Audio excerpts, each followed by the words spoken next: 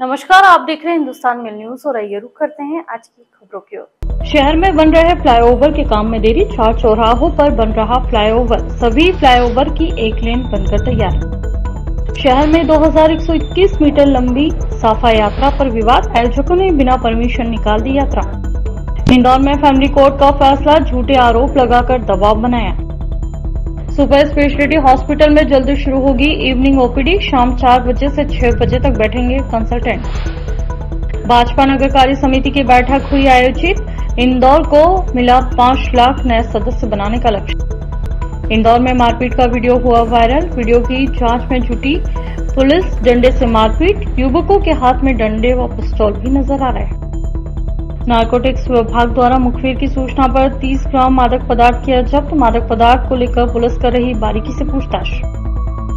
नाबालिग बच्ची जिसे अंकल बोलती थी उसी ने कर दी वारदात, पुलिस जांच में जुटी, राजेंद्र नगर थाना क्षेत्र का है मामला।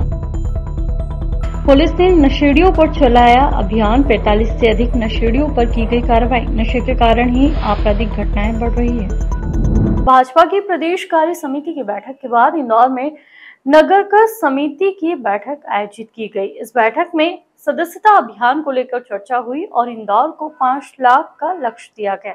भाजपा प्रदेश प्रभारी ने भी इस बैठक में शिरकत की। बैठक में भाजपा नेताओं ने सदस्यता अभियान को सफल बनाने के लिए रणनीतियों पर चर्चा की। बता दें, उन्होंने कहा कि इंदौर में भाजपा की मजबूती को बढ़ाने के लिए सदस्यता अभियान महत्वपूर्ण है। वहीं प्रदेश में नगरीय प्रशासन मंत्री कैलाश विजयवर्गीय ने कहा कि इंदौर में हमें 5 लाख नए सदस्य बनाने का लक्ष्य है। हमें इस लक्ष्य को पूरा करने के लिए मिलकर काम करना होगा। बैठक में मौजूद नेताओं ने सदस्यता अभियान को सफल बनाने के लिए अपनी प्रतिबद्धता व्यक्त की। उन्होंने कहा कि वे इंदौर की जनता से जुड़कर भाजपा की नीतियों और कार्यक्रम को पहुंचाएंगे। जो सरकार हमारी केंद्र में और प्रदेश में माननीय डॉक्टर मोहन यादव जी के नेतृत्व में काम कर रही है और उस काम जन कल्याणकारी नीतियों के माध्यम से जो हम लोगों को जोड़ते हैं और जब लोगों के बीच जाते हैं तो मुझे लगता है कि सदस्यता करने के लिए वो लोग अपने आप आतुर होते हैं कि हाँ, हम भारतीय जनता पार्टी के सदस्य बनना चाहते हैं। मगर हम वो कार्यकर्ता हैं जो अपने संगठन के एक विशिष्ट पद्धति पे चलने वाले कार्यकर्ता हैं। हमारा अपना एक काम करने का तरीका है, हमारा अपना एक अनुशासन है और उस पद्धति के कारण ही आज हम पंच से लेकर प्रधानमंत्री तक और सभी स्तर पे हम इस सदस्यता को करने वाले हैं। माननीय राष्ट्रीय अध्यक्ष जेपी नड्डा जी और माननीय प्रधानमंत्री जी सदस्यता अभियान का प्रारंभ करेंगे। उसके बाद में माननीय प्रदेश अध्यक्ष विष्णुदत्त शर्मा जी और माननीय मुख्यमंत्री डॉक्टर मोहन यादव जी मध्य प्रदेश की सदस्यता का प्रारंभ करेंगे।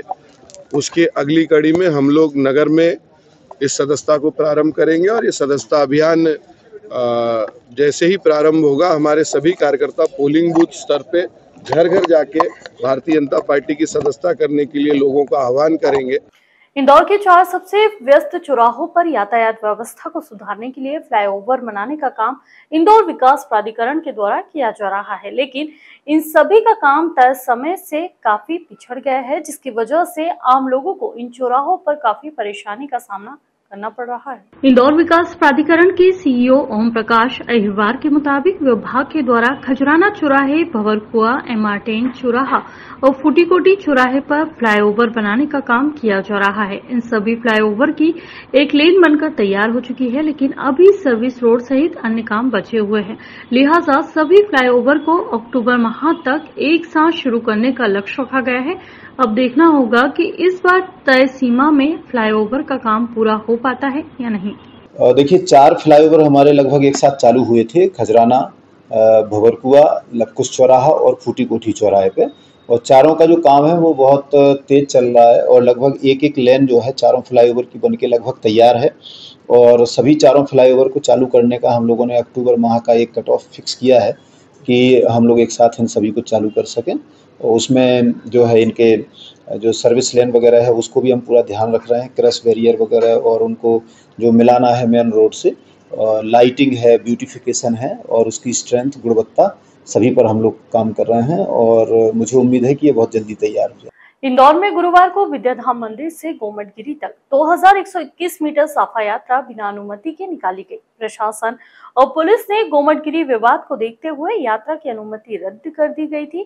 यात्रा में किसी तरह के विवाद की स्थिति नहीं बनी। बता दें, बिना अनुमति के निकाली गई साफा यात्रा में करीब 5000 लोगों के शामिल होने की संभावना थी, लेकिन लगभग 1000 की संख्या में ही लोग शामिल हुए। यह यात्रा सर्वधर्म समाज के द्वारा निकाली गई है। यात्रा की अनुमति लेने वाले सुरेश जैन ने बताया कि हमने 11 तारीख को ही 2121 मीटर साफा यात्रा की अनुमति के लिए आवेदन दिया था। बुधवार देर रात सूचना दी गई कि आपकी परमिशन कैंसिल कर दी गई है। हमने प्रशासन के सामने बात रखी है, लेकिन धार्मिक यात्रा की अनुमति नहीं दी जाएगी तो किसे दी जाएगी। फिलहाल यात्रा यहां से निकल चुकी है, किसी भी तरह की विवाद की स्थिति नहीं है। हमारे वॉलंटियर्स पूरी यात्रा के दौरान सावधानी और सुरक्षा का ध्यान रख रहे हैं। पुलिस की ओर से फोन आया था, लेकिन मौके पर कोई नहीं आया। एरोड्रम पुलिस ने यात्रा की अनुमति देने से इनकार कर दिया। 21 अगस्त की रात आयोजक को नोटिस भेज दिया गया और कहा कि यात्रा की अनुमति नहीं मिलेगी, लेकिन आयोजन किया तो कार्रवाई होगी। इधर आयोजक देवधर्म टेकरी यात्रा हर हाल में निकालने पर अड़ गए और यात्रा सुबह 11:30 बजे शुरू कर दी। यात्रा में करीब 1000 लोग लंबा साफा लेकर निकले। बता दें कि यात्रा एरोड्रम क्षेत्र के विद्याधाम मंदिर से यह यात्रा गोमटगिरी स्थित देव धर्म टेकरी तक जानी है। गांधीनगर और मल्हारगंज दोनों क्षेत्र में सहायक पुलिस आयुक्त ने लिख कर दे दिया है कि अनुमति नहीं दी जा सकती है। इंदौर में आए दिन युवक युवतियों में मामूली कहासुनी के चलते मारपीट, हथियार लहराने की वीडियो सोशल मीडिया पर जमकर वायरल हो रहे हैं। ऐसा ही एक ताजा वीडियो एरोड्रम थाना क्षेत्र का वायरल हो रहा है, जो कि रहवासी क्षेत्र के साथ ही व्यापारिक क्षेत्र भी है और आए दिन गुंडे बदमाशों द्वारा यहां उत्पात मचाया जाता है। दरअसल पूरा मामला एरोड्रम थाना क्षेत्र के 60 फीट रोड का है, जो कि काफी वीआईपी रोड है। यहाँ से एयरपोर्ट से फ्लाइट से छूटकर कई वीआईपी और वीवीआईपी लोग गुजरते हैं, लेकिन आए दिन खुले तौर पर मारपीट और आपराधिक घटनाएं रोड पर होती हैं। ऐसा ही एक ताजा वीडियो जिसमें कुछ युवकों के बीच जमकर मारपीट हो रही है। वीडियो किसी रहवासी के द्वारा बनाया गया है, जो कि सोशल मीडिया पर वायरल होने के बाद पुलिस अधिकारियों ने संज्ञान में लिया, जिसमें नजर आ रहे युवकों की पुलिस तलाश में जुटी है, तो वहीं पुलिसकर्मी के रिश्तेदार होने की बात भी सामने आ रही है। डीसीपी का कहना है कि वायरल वीडियो को लेकर थाने पर किसी तरह की कोई शिकायत नहीं आई है, लेकिन डीसीपी ने वीडियो के आधार पर कार्रवाई की बात कही है और युवकों के हाथ में डंडे या पिस्तौल जैसे हथियार भी नजर आ रहे हैं। पुलिस का कहना है कि जो भी होगा कार्रवाई की जाएगी। आरोपी की पहचान पुलिस द्वारा कर ली गई है। अब हमारी टीम लगी है उसको जल्द से जल्द राउंड अप करने के लिए। बताया जा रहा है, देखिए ऐसी सूचना मिली है पूरे घटनाक्रम के अंदर कि भाई वो जो व्यक्ति है जिसके द्वारा पिस्तौल लगाई जा रही है और आमजन रहवासियों के साथ मारपीट की जा रही है, वो व्यक्ति एक पुलिस वाले का भतीजा है। तो ये तथ्य आया है हमारे इन्वेस्टिगेशन के सामने। हमने क्योंकि टीम लगा दी है, हमने जैसे पकड़ा जाएगा तो स्थिति हाल फिलहाल हमारे पास कोई भी, जैसा कि मैंने बताया कि कोई आवेदन या किसी भी प्रयास द्वारा उनको संपर्क नहीं किया गया है। हम चाहते हैं अगर कोई संपर्क करना चाहता है तो संपर्क करें। इंदौर में फैमिली कोर्ट ने एक मामले में पत्नी और उसकी 3.5 साल की बेटी के भरण पोषण का मामला खारिज कर दिया है। इंदौर निवासी महिला ने अजमेर निवासी टूर एंड ट्रैवल्स व्यवसायी पति के विरुद्ध कुटुंब न्यायालय में केस दायर कराया था। महिला ने पति से स्वयं और बेटी के भरण पोषण के लिए 50,000 रुपए प्रति माह की मांग की थी। दरअसल पति की ओर से एडवोकेट जयेश ठाकुर ने पैरवी की। जवाब में कहा कि महिला अपने पति पर उसके बुजुर्ग और बीमार माता पिता से अलग रहने का दबाव बनाती है। यहाँ तक कि उसने ससुर पर छेड़छाड़ के गंभीर आरोप लगाए हैं, जो कोर्ट में साबित नहीं हुए। इस तरह के दबाव डालने और झूठे आरोप लगाने को कोर्ट ने पति के साथ क्रूरता मानते हुए पत्नी को भरण पोषण का अधिकारी नहीं माना। कोर्ट ने फैसले में उल्लेख किया कि पत्नी ने अपनी आय और बैंक खाते की जानकारी जानबूझकर छिपाई। इससे ऐसा प्रतीत होता है कि पत्नी कोई न कोई काम कर रही है, इसलिए उसके द्वारा बैंक खाते के लेन देन तथा खातों का उल्लेख अपने शपथ पत्र में नहीं दिया गया। इसी कारण कोर्ट द्वारा आमदनी का खुलासा नहीं होने तथा आय के तथ्य छिपाने से पत्नी द्वारा अवयस्क बेटी के लिए मांगा गया भरण पोषण भी नहीं दिलाया गया। इंदौर के सरकारी सुपर स्पेशलिटी हॉस्पिटल में अब जल्द ही इवनिंग ओपीडी शुरू होगी। लंबे समय से यह सुविधा शुरू होने के प्रयास चल रहे थे।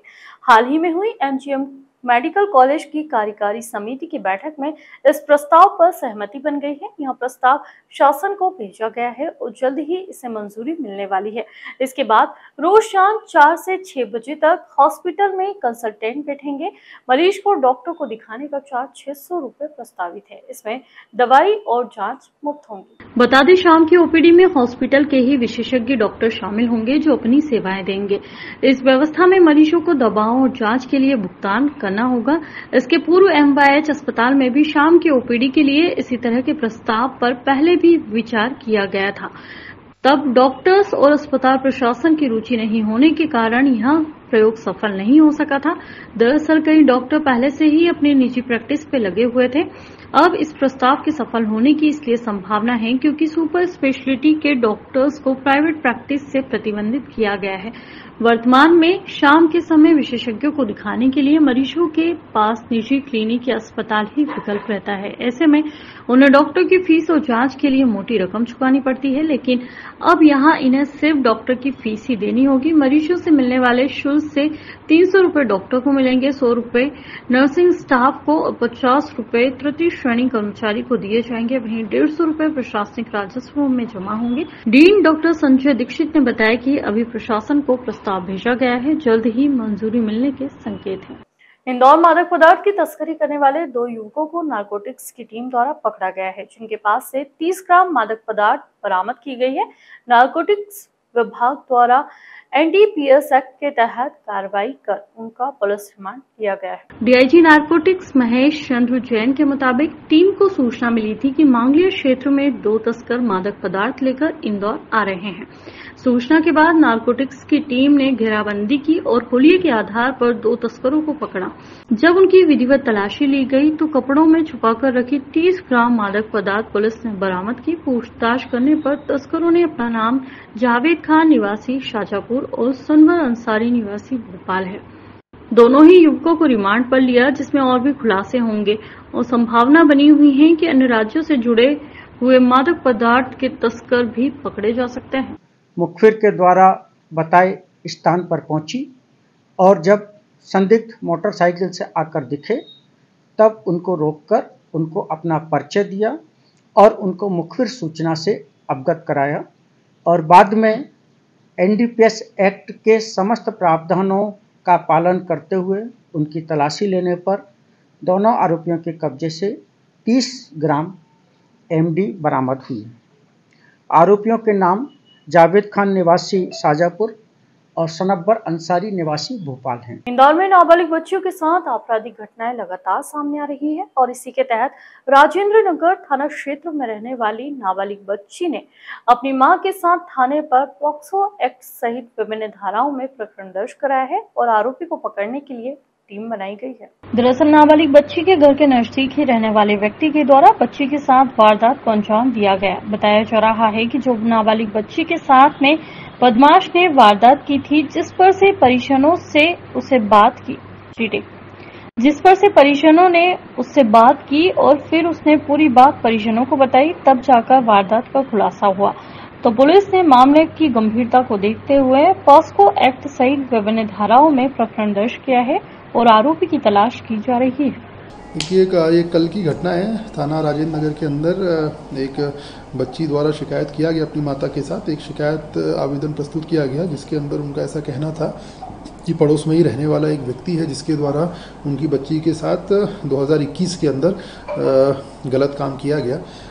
पुलिस द्वारा इसके अंदर बच्ची जो भी पॉक्सो एक्ट के जो भी प्रावधान होते हैं उसके तहत बच्ची से पूछताछ की गई। तो बच्ची द्वारा भी सेम इंसिडेंट नरेट किया गया।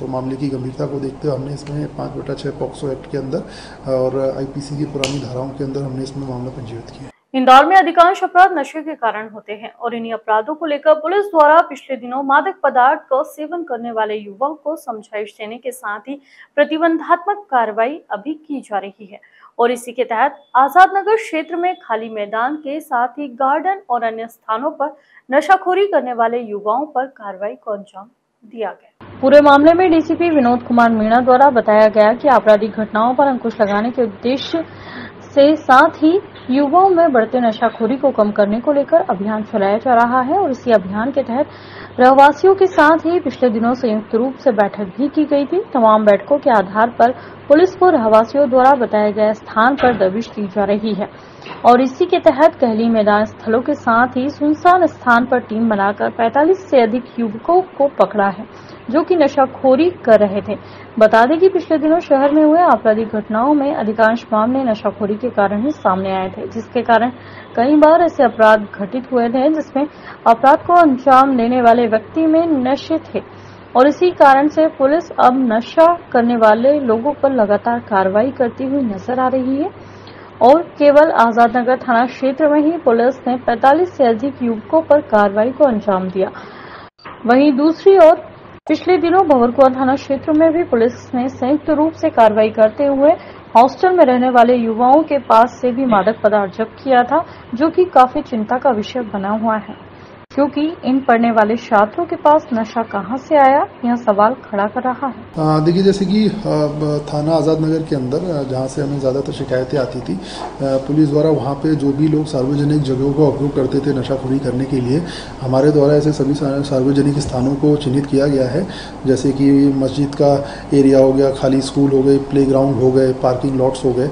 तो ऐसी जगहों पर आमतौर पर ये लोग शाम के वक्त नशाखोरी करते हैं 4-5 के ग्रुप में। तो पुलिस द्वारा हर प्रत्येक दिन शाम में कॉम्बिंग गश्त जैसा कराया जाता है ताकि ये लोग जो भी सार्वजनिक जगहों का उपयोग कर रहे हैं वो ना करें। तो उसके तहत हमारे द्वारा उन पर प्रतिबंधात्मक कार्रवाई अमल में लाई जाती है। इसके अलावा किसी के पास अगर मादक पदार्थ मिलता है तो NDPS के तहत प्रकरण कायम की जाती है।